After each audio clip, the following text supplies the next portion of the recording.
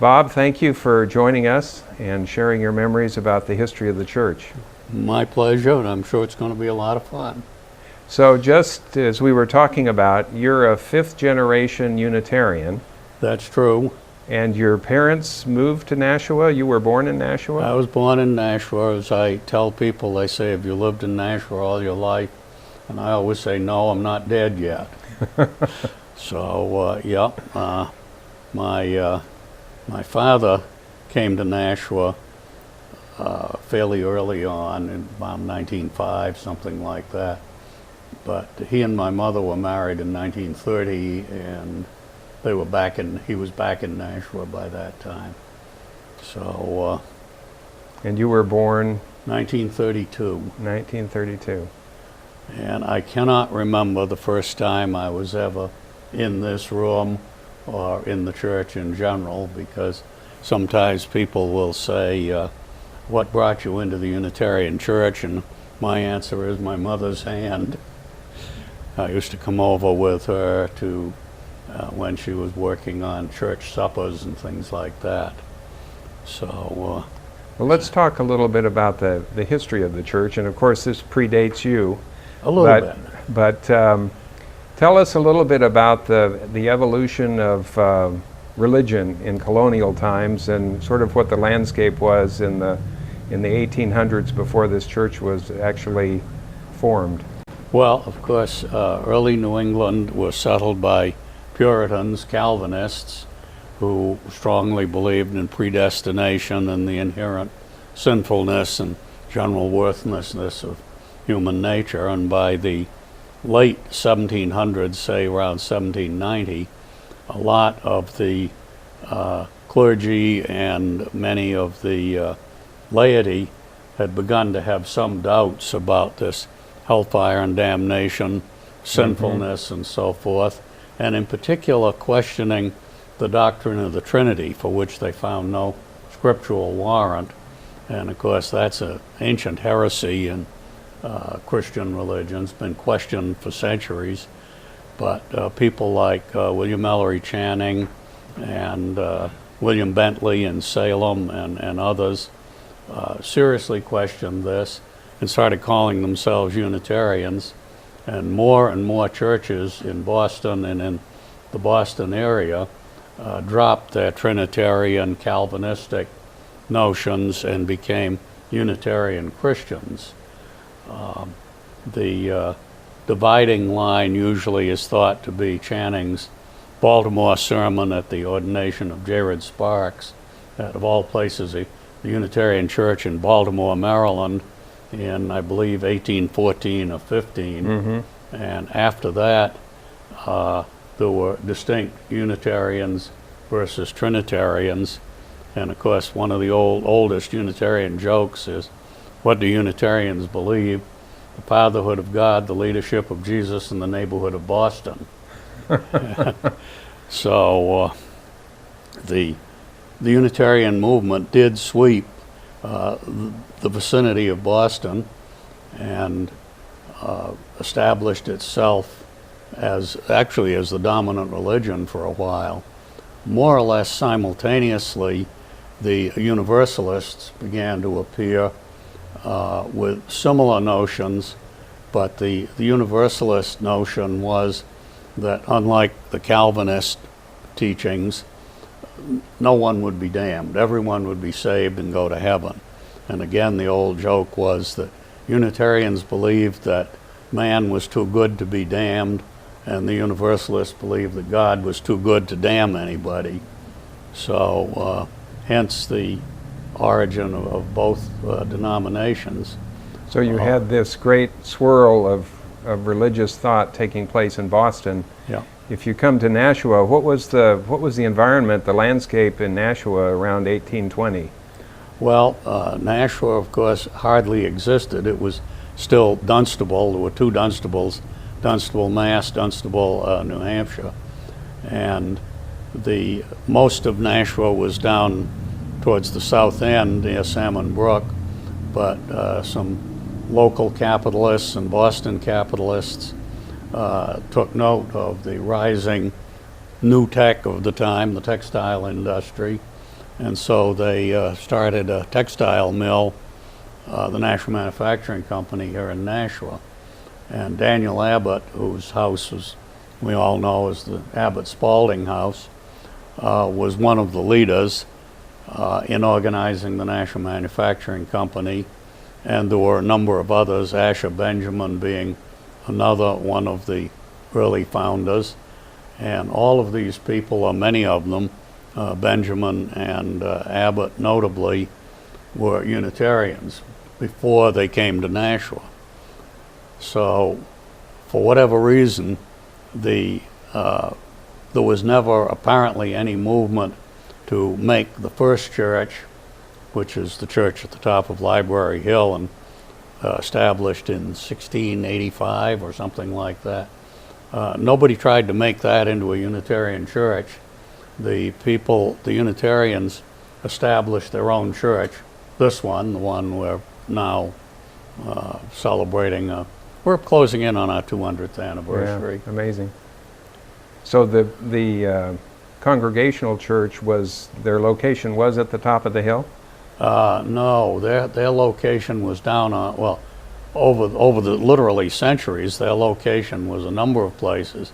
I think originally down at the south end, and the location at the top of Library Hill was in the 1890s, 1895, something like that. So this was all undeveloped land pretty much except for Daniel Abbott's house? Well, yes, Daniel Abbott owned large tracts of land. He was a lawyer, apparently a very successful one. I believe he studied law with the same law firm as Daniel Webster, who was a friend of his. And so the Nashua Manufacturing Company, Daniel Abbott being one of the principal figures, bought nearly all of the land in what's now Nashua. We think of Mine Falls Park, right, the site where the mills are, all of the land where we are right now was all Nashua Manufacturing Company land.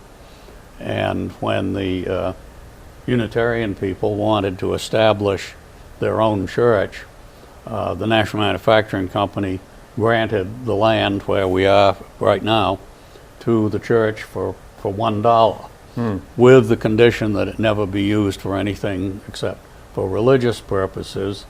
That requirement is waived some time back, but we got this land basically as a gift from the Nashua Manufacturing Company. And that's kind of interesting. I mean, today there's a pretty big gulf between corporations and religious institutions, but it seemed like back then that wasn't the case. The people who started the Nashua Manufacturing Company were Unitarians, and there was even a complaint early on that some of the early mill executives favored Unitarians. And throughout the entire history of this church and the Nashua Manufacturing Company, there was a close connection between the mill, as everybody called it, and the church.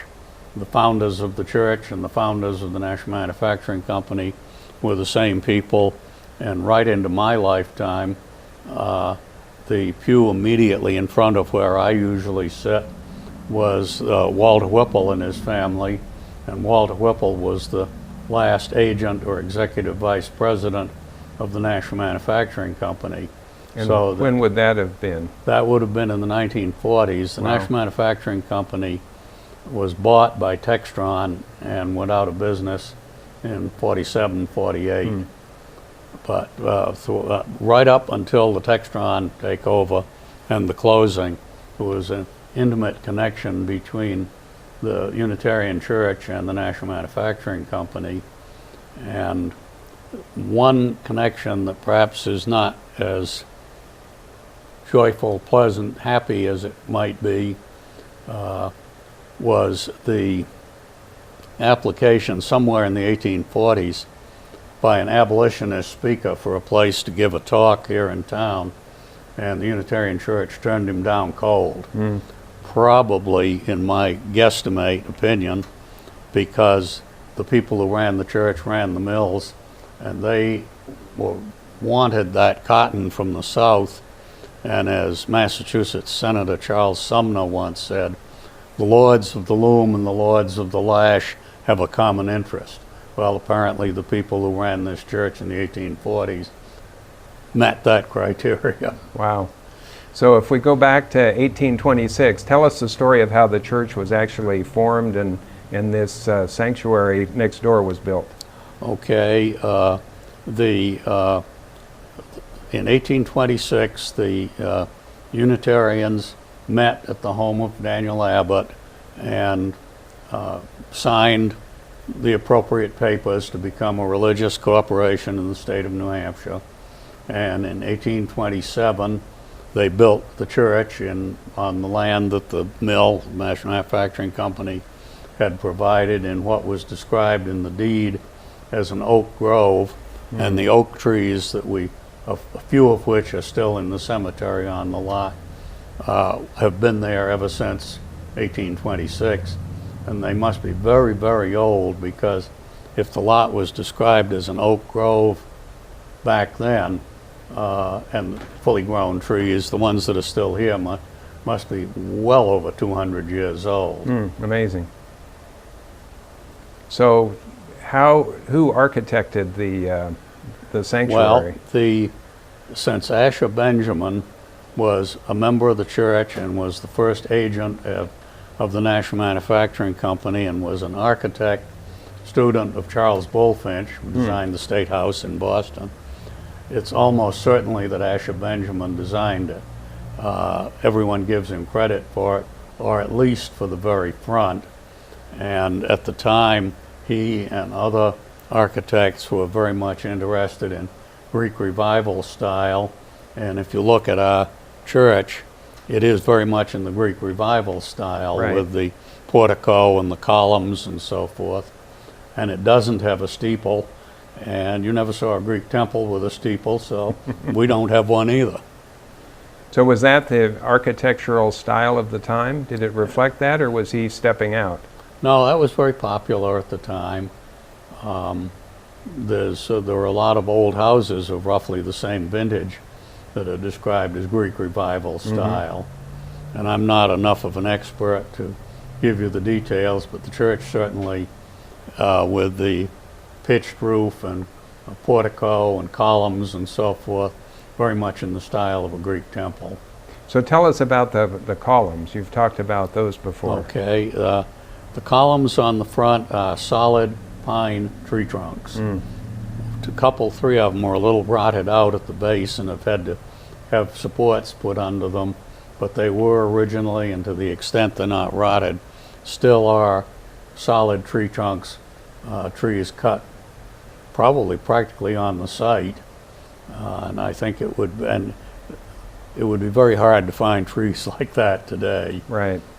And indeed, the timbering of the church is all huge pieces of white pine. If you look carefully at the windows, you notice how thick the walls are.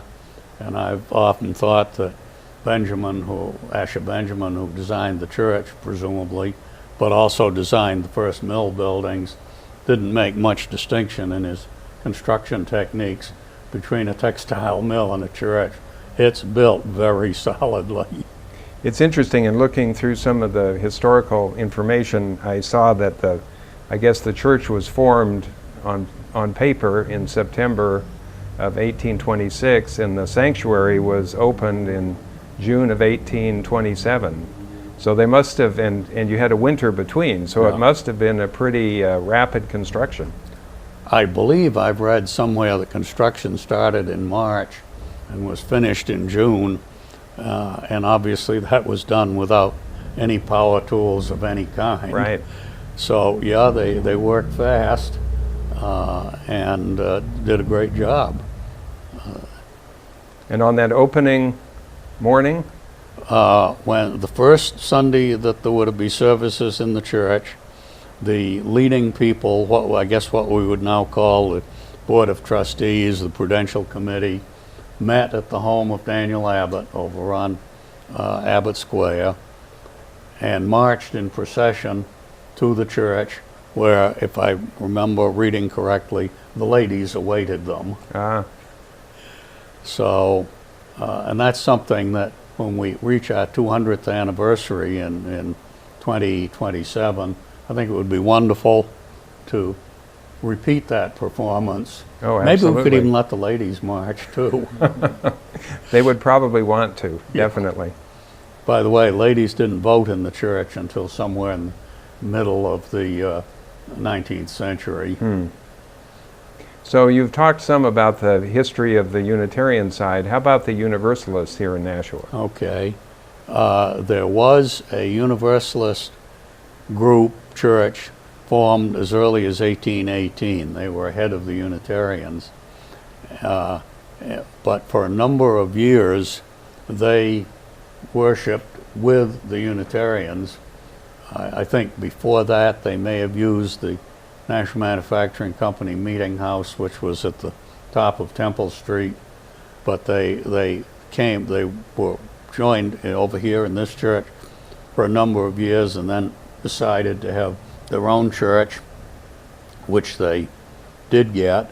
And then, of course, in 1956, 57, the two churches merged again and formed the present Unitarian Universalist Church. So they've had a parallel history. They had a parallel history, and it's interesting that I mentioned that the Unitarians swept the Boston Brahmin aristocracy. The Universalists had a great deal of attraction to the mechanics and fishermen in Gloucester and places like that. In other words, and of course the Unitarians took over Harvard, Right. much to the disgust of the Congregationalists who did hang on to Yale.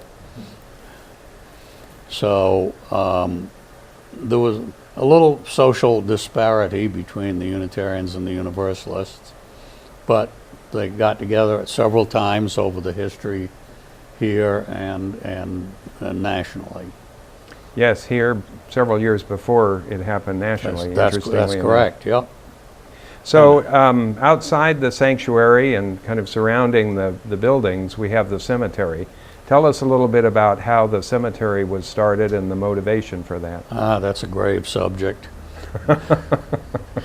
In I think 1835, the church decided that since they had surplus land, that it would be typical to have a graveyard around the church.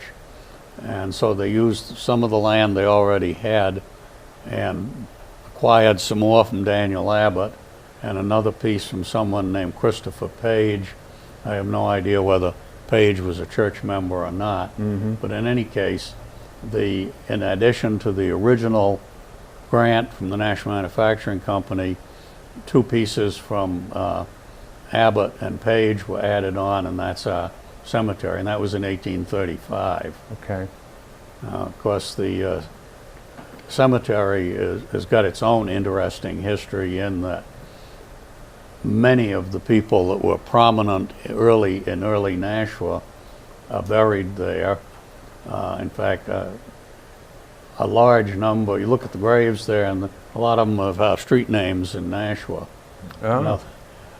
You can find the people for whom the streets are named, plus people like Charles Atherton, who was a United States Senator and a member of the church.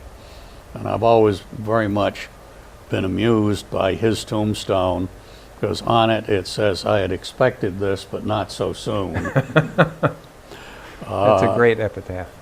Then, of course, General John G. Foster, whose family was a member of the church, and his home was over on Foster Square, where Farwell Funeral Home is now. The house, the Foster house was moved, but Foster married a Catholic, and his wife wanted him buried in consecrated ground. His family wanted him buried in the Unitarian cemetery, so the compromise was reached that the Bishop of Manchester came down and consecrated one plot in the Unitarian cemetery, and that's where General Foster is buried. And that's probably the only consecrated plot in the cemetery? I'm sure it is.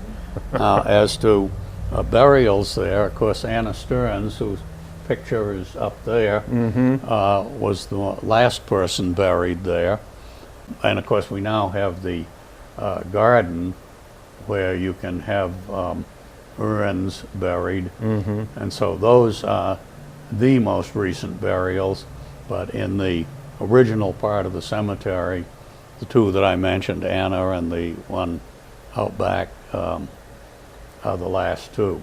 Which isn't to say there couldn't be additional burials. If somebody showed up and said, Grandpa Smith has a lot in your cemetery and there's an empty space in it and I want to be buried there, presumably they'd say that before they died. But Right. that could result in another burial. So you mentioned John Gray Foster. Yeah. What was his background? He was a Union Army general, educated at West Point. He was not born in Nashua. He was born somewhere up country in, I think, Whitefield or Lancaster or something like that. But his family moved to Nashua when he was quite young. He went to West Point, served in the Mexican War and in the Civil War, was a major general, and his principal military activity was along the coast of the Confederacy in Georgia, South Carolina, Florida. He led several campaigns there. And kind of interesting, his nephew was Henry Stearns, who became a sutler, which in those days was the equivalent of a PX, but it wasn't run by the government. A sutler provided services to near a campground. So Henry, because he had a good connection with a general, his uncle, became a sutler, apparently did very well at it, came home, opened a grain store in Railroad Square, made a great deal of money, left it all to his daughter, Anna, who left 1/10 of her estate, $750,000 to the church. So who else is buried in the cemetery that we would maybe recognize the name, that were notable Nashuans? Well, there's the brothers who founded the Nashua Telegraph. Mary Hunt, is she buried there? The Hunt family, yes. Israel Hunt, who served at Bunker Hill in the Revolution. The Hunt family were active members of the church into the lifetime of people that I knew, and they, of course, left the money to the church, also the money to endow the Hunt community, Hunt homes as they were originally, and the old library, the Hunt Memorial Building on Library Hill. Mary Hunt, who was never married, was known to be wealthy, and I was told by somebody who knew her that she got sick of people beating on her door and looking for a handout and so forth. Looking for money? Looking for money, and spent the last several years, 10 or something like that, living at the Parker House in Boston. And then when she died, she was buried here. She was buried here, and as I say, left a very substantial estate. So you've commented, as you mentioned, we're coming up on a 200th anniversary in a few years, maybe another 10. And you've commented before about what you would have seen standing on the steps, Sure. looking out. Well, in 1828, let's say, obviously there was Canal Street, probably a dirt road. I don't know if there was even a canal there then, but eventually you would have seen the river, of course, and I believe there was a dam there then, but shortly thereafter you would have seen a canal running from the dam down to the Jackson Mills, which that provided the water power to run their machinery. That was filled in probably about 1920.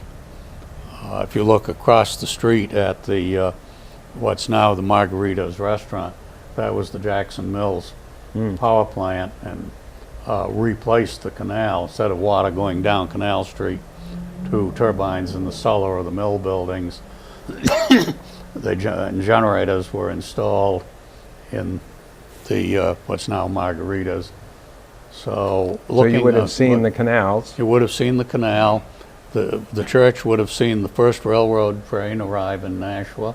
It would have seen canal boats, because there was a canal with locks, hence Lock Street here in town, that allowed boats to come from the Merrimack River into the Nashua River above the dam and end near the Main Street Bridge. So you could have, say, in 1830, taken a canal boat all the way to Boston. Then the railroad trains arrived. The buildings along the river, buildings across the street, across the river, just an awful lot of them. It would be wonderful if we had somehow, over the nearly 2 centuries, had a camera mounted on the front of the church, taking a picture every hour or every day of what was going on out there. And then you see the cars. Automobiles arrived, trolley cars, Yeah. because there were trolley cars on Canal Street. Automobiles, and of course many horse-drawn vehicles. True. The building over where Portland Pie is now was the old railroad freight house, and you would have seen carts backed up there, picking up cargoes, freight. And today you see planes approaching the Nashua Airport, flying overhead. Yeah. And that would be, as I say, a camera out there would have been a wonderful thing.